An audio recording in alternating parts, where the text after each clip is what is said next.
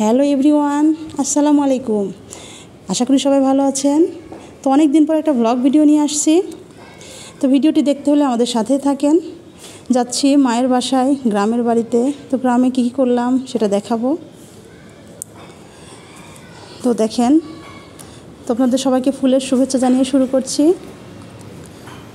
ভিডিওটি দেখেন, আমার সাথে থাকেন। কী করলাম আমরা গ্রামে গিয়ে। আমরা যাচ্ছি এখন আমাদের কলার বাগানে, কলা কাটতেছে, তো তাই দেখতে যাচ্ছি। তো দেখেন আমাদের সাথে, সামনে আমাদের কলার গাছ আছে কয়েকটা, ওখান থেকে কলা কাটা হবে।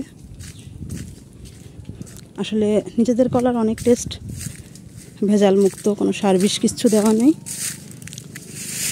তো এই যে আমাদের ডাটা শাক, রাজশাহীর কাটোয়া ডাটা, আমাদের লিচু বাগানের এক সাইডে এগুলো লাগানো আছে। তো ডাটাগুলো আসলে একটু নষ্ট হয়ে গিয়েছে, তা অনেকটাই ভালো আছে এখনও।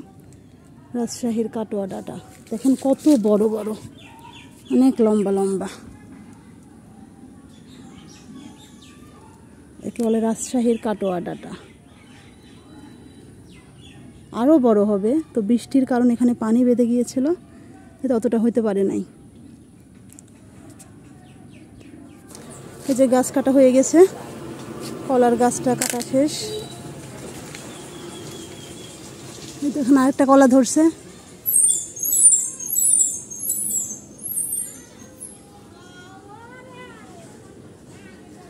যে গাছটা কাটা হলো সেটা এটা।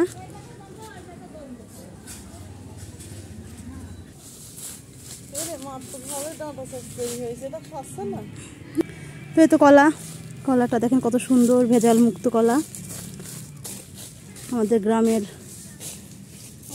নিজের কলা, নিজের গাছের কলা।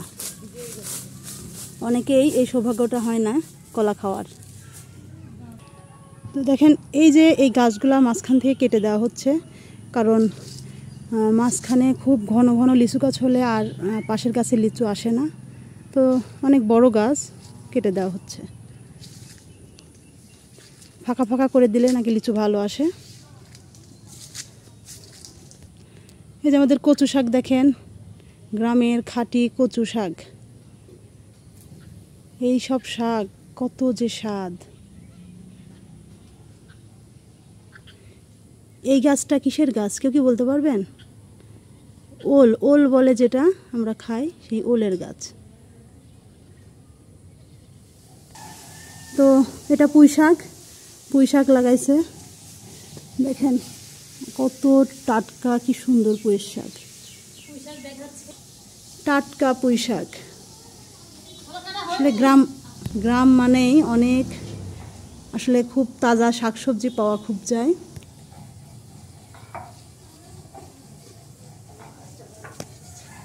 এখন আসলে প্রচুর রোদে শাকগুলা কেমন যেন হয়ে আছে।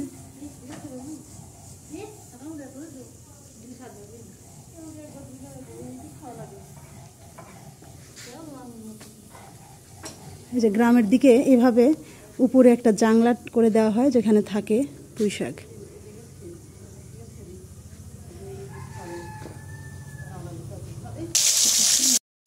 তো দুপুরে রান্না করছে আমার মা, রান্না শুরু করে দিয়েছে। চাল কুমড়ো দিয়ে পাঙাশ মাছ রান্না করবে।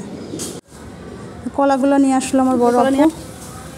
এখন কলাগুলা সুন্দর করে কেটে রেখে দেওয়া হবে। কত বড় কলা, পাকার জন্য কলাগুলা রেখে দেওয়া হবে। সুন্দর কলাগুলা, এখন এই কলাগুলো আমরা কেটে কেটে আলাদা করব।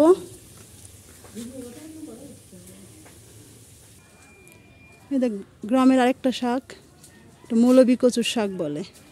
দেখেন পাতাগুলা কত বড় বড়, আর এর ডাটাগুলো আরো অনেক স্বাদ। ডাটা যেগুলো থাকে অনেক স্বাদ। এখন আমরা ভাদাল যেটা বলে কলার গাছ থেকে পাওয়া, ভাদাল কাটবো এখন এই গাছ থেকে, মাঝখানে যেটা পাওয়া যায় আর কি। কে কোন দেশে কি নামে বলেন প্লিজ কমেন্টে জানাবেন। আমাদের এদিকে এটাকে ভাদাল বলা হয়।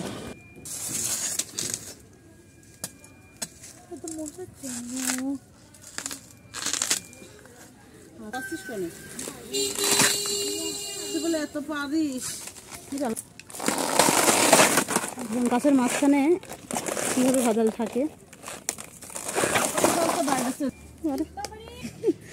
ছিল লাগবে। তো এই তোমাদের ভাজাল কাটা হয়ে গেছে। এখন মাঝখানে অবশ্য শ্বাসটা বের করবো আমরা, এখন যেটা যে নিচের দিকে আছে তো এটাও বের করে নিব।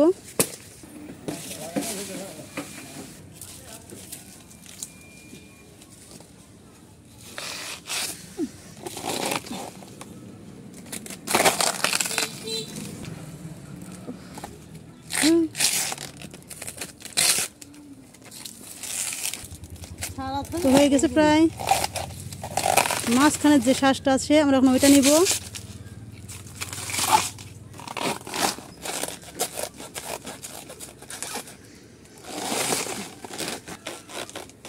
কবদে কাটে নেও বিথা কাটে নিলে তো হয়ে যায়।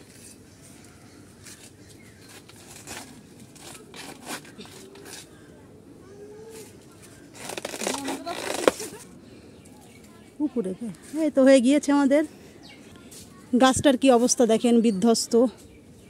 তো আমাদের গাছের ভাদাল কাটা শেষ, এখন বাসায় যাব। এই তো কলা আর কলার ভাদাল দেখেন কতখানি আমরা পেয়েছি। অনেক পুষ্টিকর একটা জিনিস এগুলা। এখন এই বড়টার হচ্ছে মাঝখান থেকে মূল যে শ্বাসটা ওটাও বের করে নিব, তাহলে অনেকগুলাই হয়ে যাবে।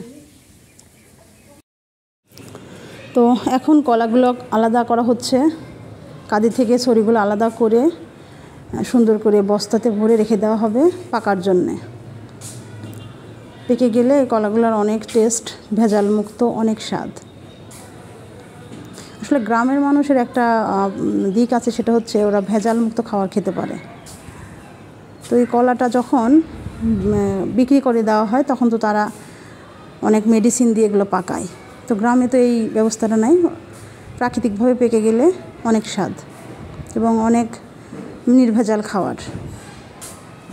আপনারা জানেন কলার তো অনেক পুষ্টি, সেই হিসেবে গ্রামের মানুষ আসলে পুষ্টিকর খাবার খায়। কলাগুলো কাটা হয়ে যাচ্ছে, এখন সুন্দর মতো এটা রেখে দিব আমরা।